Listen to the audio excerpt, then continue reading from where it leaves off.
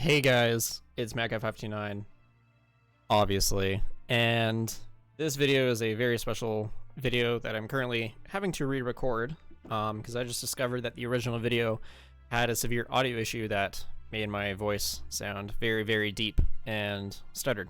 But I fixed that and now I'm re-recording this. It's a very special video. As of last night, the channel has reached 1,000 subscribers. For YouTube, obviously. This is not Twitch. This is recorded purely for YouTube. And 1,000 subscribers is a milestone that I honestly never thought I'd ever actually reach. And I'm hoping that I can take this time to kind of just go back quickly through where I started, where I hoping to go, and an announcement at the end of this video that you definitely don't want to miss. So, my YouTube journey started probably in high school. A lot of this I'm actually struggling to remember, and I'm just doing this off the top of my head, so I'm going to be rambling a lot. I think I started YouTube in high school. It kind of started off as like a very cringy thing, and I actually went through 2 accounts, I believe, before actually getting to this one.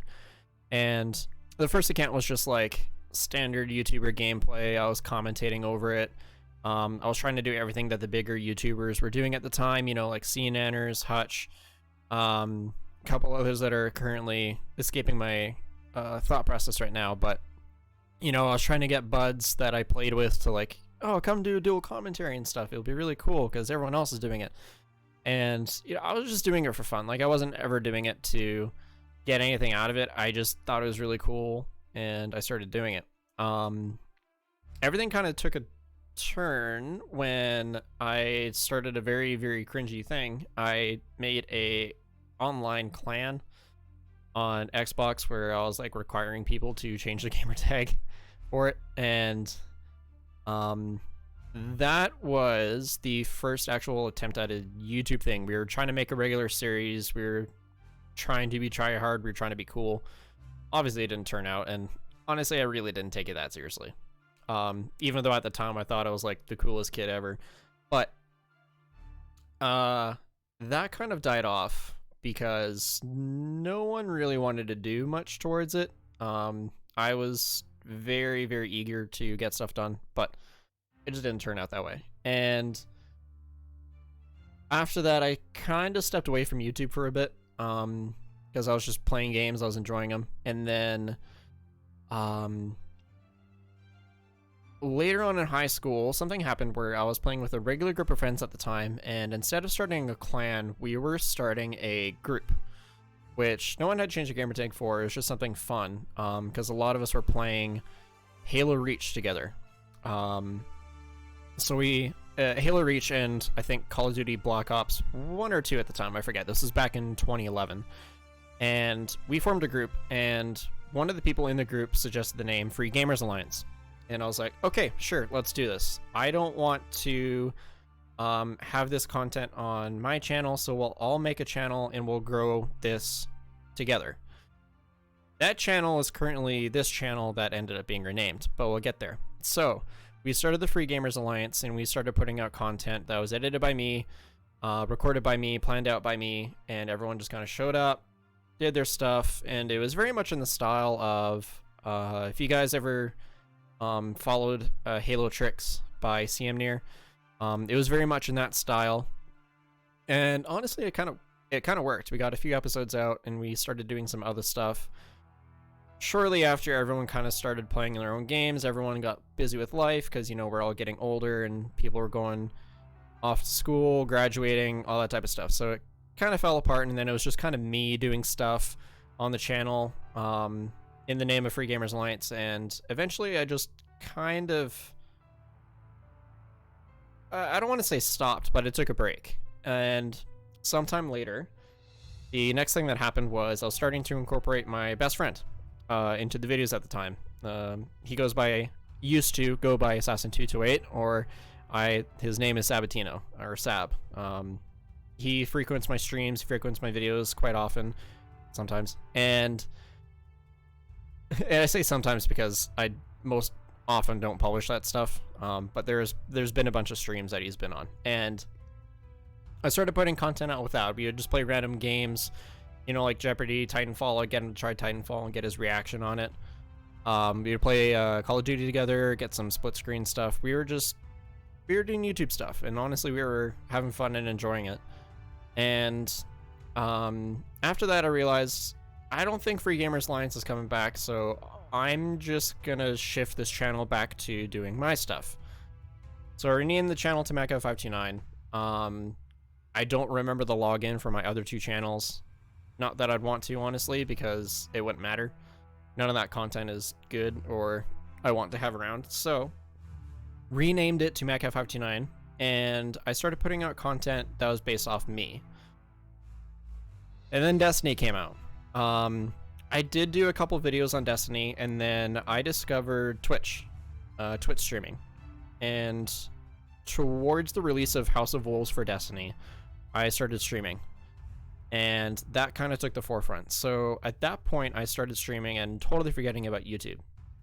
And sometime later, I think it might have been a year or two, I discovered that I could export videos to YouTube through Twitch. So the channel then kind of took on a on again, off again stream backup. I would just stream, and then I would put the VODs up on YouTube and just have that display as playlists. So you'll see stuff like my Mass Effect trilogy playthrough, which I'm going to be redoing hopefully at some point in the near future. You can see that stuff there. So it just basically turned into a VOD channel. And then Destiny kind of went away. I tried again to do YouTube stuff, like highly edited stuff, and it was fun. It worked, but it's just a huge pain in the ass. And I'm impatient and a perfectionist. So again, took a break from YouTube, just focused on Twitch, and I got back into Battletech. Battletech / MechWarrior. I started playing those games again. I was playing MechWarrior Online at the time, and I started getting back into it because MechWarrior / Battletech was the first game I ever played. I started at MechWarrior 3 when I was 4. So coming back to MechWarrior Online was kind of like returning home for me. I felt like a kid again. It was nostalgia. It was fun. It was engaging, and I started to like it. So I started looking more into stuff that I missed as a kid and story stuff that I just didn't understand. I just played the game, and I realized that Battletech is a very rich history and deep lore because it's been around since 1986.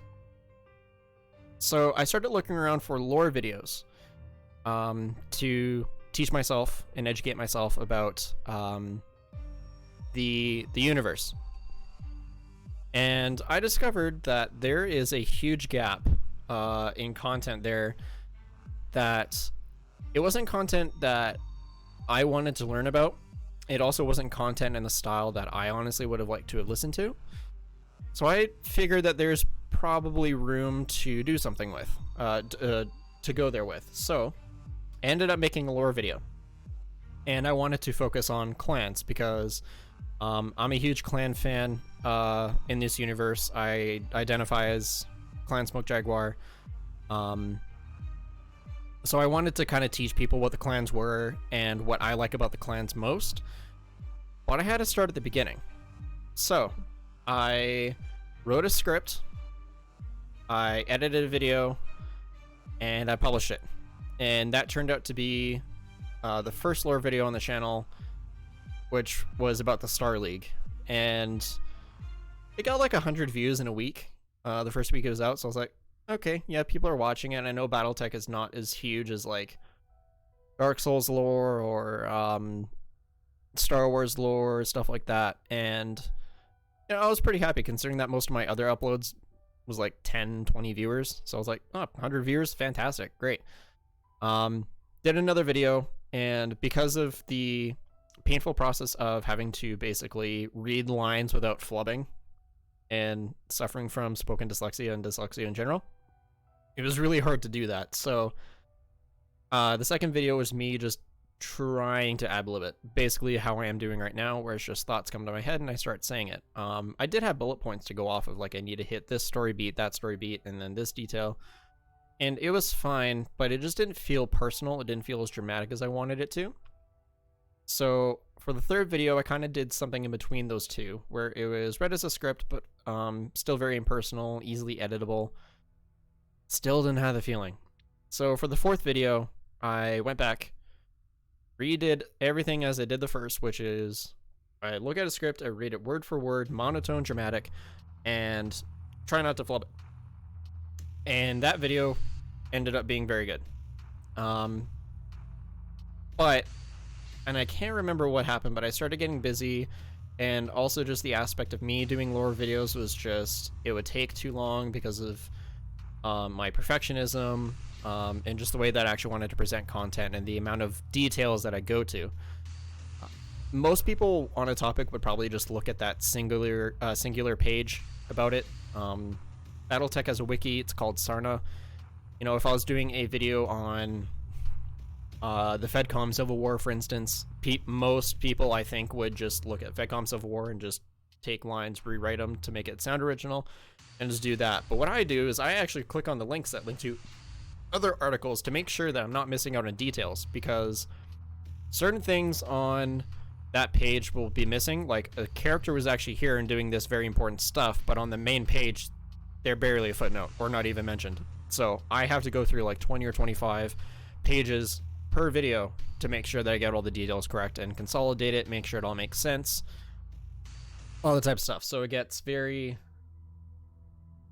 involved, and it is fun. It is fun, and obviously those videos are more popular. Everyone likes them, that I can tell, and everyone says that I do a good job, basically consolidating a bunch of books and source materials worth of content down into a watchable video in between 15 and 30 minutes. And for some reason, sometime, I think last summer, the Star League lore video blew up. I can't remember if it coincided with a Harebrained Schemes Battletech release or something or other, but something happened where that video blew way the hell up, and all of a sudden I was getting 1,000 views a week. And I was also getting like 50 subscribers a week.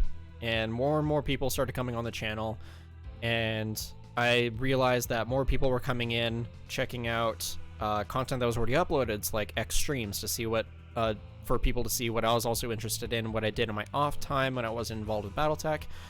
And while most of people do come for Battletech stuff, which is totally fine, there were some people that were starting to find my content from stream VODs and other content that I had on my channel that I was also doing. So I realized that YouTube is very viable in terms of putting out content and having people actually be interested in watching it. So I continued. I did a couple more lore videos that took a very long time to do, mainly because of lazy and how much effort had to go into them, but they turned out very well, and they're still doing very well on the channel.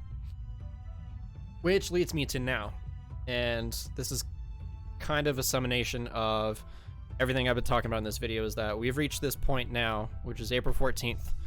We've hit 1,000 subscribers on the channel, in no small part due to everyone who has liked, commented, and actually clicked the subscribe button on my channel. I've never asked anyone at any point in any video to be like, hey, make sure you follow or like, subscribe, whatever. If I did, I'm probably honestly forgetting it's older videos, but I've never really asked. So the fact that you guys still do that, despite me not asking, is incredibly special to me, and it makes me feel appreciated and valued, which is something I don't have a whole lot of in my life. So it's a big deal for me. And here's to the next 1,000 that I'm hoping will show up. And, you know, when that next 1,000 comes, I hope that we can look back on this video and go, we surpassed this much faster than it took the first time. So it's a journey, and I'm glad that every one of you is here to support me and see me along. And I want to tell every one of you that I appreciate it, and content will continue to flow on this channel as long as I can keep supporting it. And speaking of new content, and also because of current events going on in the world today, I have a lot more time, and I was actually considering this the past 2 weeks. I was gonna spend some time and prepare a new video. So I want to say that this week, not this week, careful. This month, there will be a new Battletech lore video. It will be, I think, number 7, and it will be covering the Wars of Reaving, which I hinted at in the last video. It will be coming this month. I'm hoping to get it done. I'm hoping to get the script done probably next week.